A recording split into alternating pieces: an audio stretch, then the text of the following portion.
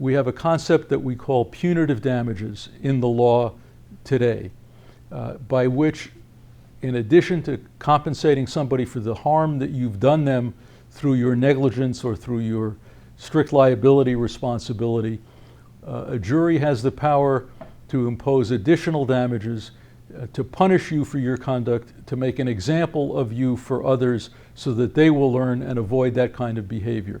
Many crimes also involve civil wrongs.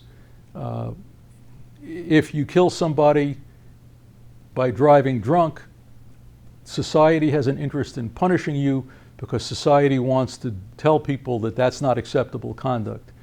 But at the same time, the person that you killed, his family, his estate, has the right to sue you for compensation for the damage that you have caused. In the same chapter of Exodus, where the law is laid out about oxes that gore people, there's a punitive damage provision.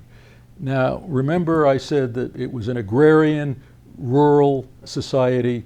One of the primary animals that they raised were sheep, for wool, for meat, for milk, etc. Very important animal, but clearly not as important as oxen, because sheep didn't do the work for the people like oxen did. So what does the Bible say about punitive damages? In Exodus, the Bible says if a man steals an ox or a sheep and kills it or sells it, he shall pay 5 oxen for an ox and 4 sheep for a sheep. This is not a fine to the government. This is compensation to the person from whom he took the sheep or the ox. This is punitive damages. Not only do you have to pay an ox for an ox if you negligently harm the ox, but if you steal it, if you kill it, you've got to pay punitive damages to that person. Let's take a moment and look at how that is reflected even today in American law. In California, we have punitive damages.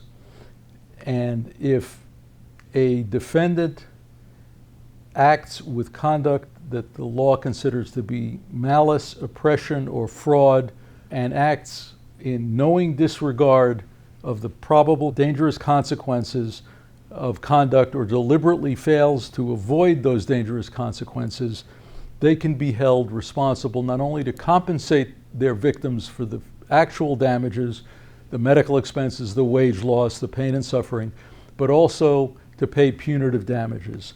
The purpose of punitive damages is to punish a wrongdoer for conduct that harmed the plaintiff and to discourage similar conduct in the future.